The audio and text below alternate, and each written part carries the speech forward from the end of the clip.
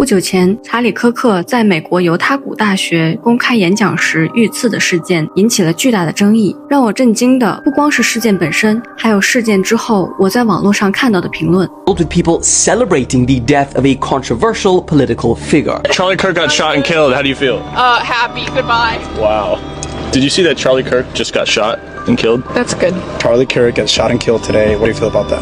Girl, someone had to do it. I mean, it didn't take long. This man was seen on camera smiling and pumping his fists just moments after the shot rang out. And according to witnesses, he wasn't the only one. The liberals who were there were cheering and someone just got killed.Disgusting. 看到这些行为，我真的很想知道，为什么人和人之间的观念差距可以这么大？难道只因为立场不同，一个人连最基本的保障人身安全的权利都不配拥有了吗？在这些冷酷的言辞背后，折射出的是一种普遍现象，心理学家称之为认知失调。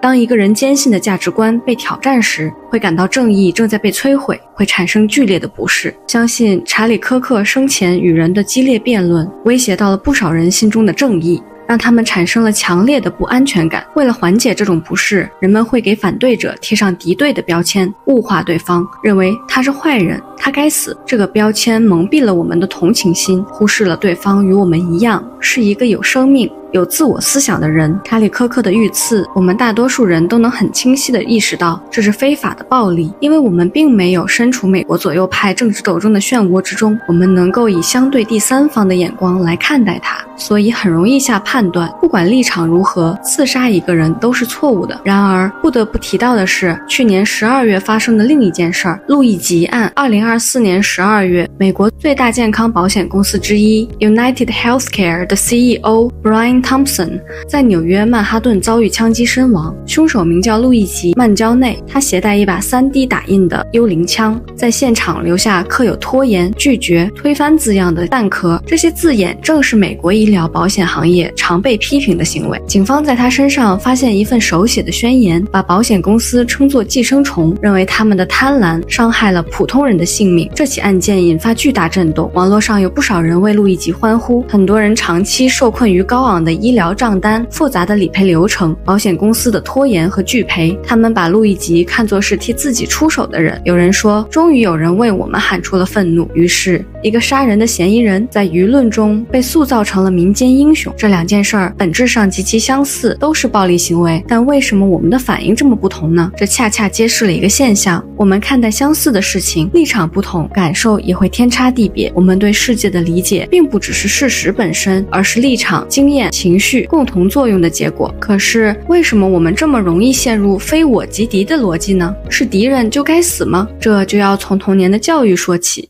想想我们小时候听过的故事，在原版的格林童话《白雪公主》的故事里，恶毒的皇后被迫穿上了烧红的铁鞋，直到活活烧死。这个逻辑好像很简单，好人值得被爱，坏人就该被消灭。这其实是一种认知捷径。心理学家皮亚杰指出，学龄前和小学阶段的孩子处在具体运算期，他们只能理解非黑即白的分类，灰度思维太复杂，反而会让孩子困惑。所以童话的作用是给孩子快速建立道德框架，这样统一的善恶叙事能快速塑造秩序。孩子在成长初期听话守规矩，这是社会稳定的基础。换句话说，黑白教育是一种社会投资。可是问题在于，很多人长大之后依然停留在童话式的世界观里。 One TikToker by the name of Horace Gold has gone viral for sharing his opinion on why it should be acceptable to celebrate his death. Oh no, someone who wants me dead died. Anyway, piece of shit.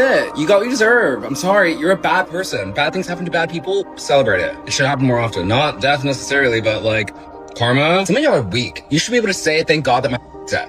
Thank God that is no longer able to cause harm. It's a miracle. Hallelujah. Ding dong, the witch is dead.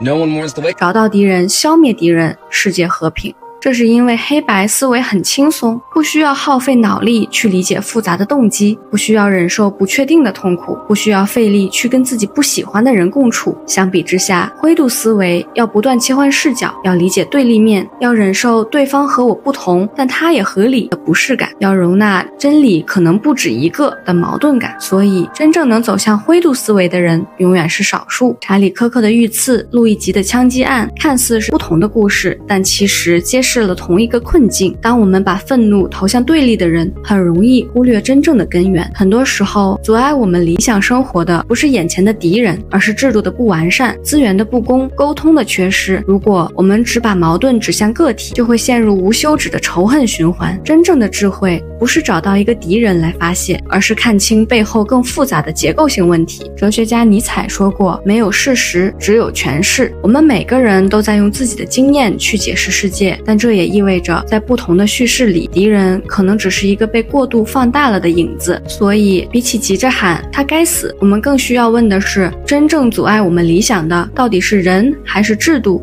好啦，今天的内容就到这里啦。我是爱提问的邹邹，如果你觉得内容还不错，请一定记得订阅加点赞哦。你的每一个细小的支持对我来说都是巨大的鼓励。你是怎么看待这些观念差异的呢？你身边有黑白思维的人吗？欢迎在评论区分享你的经历，我们下期再见啦。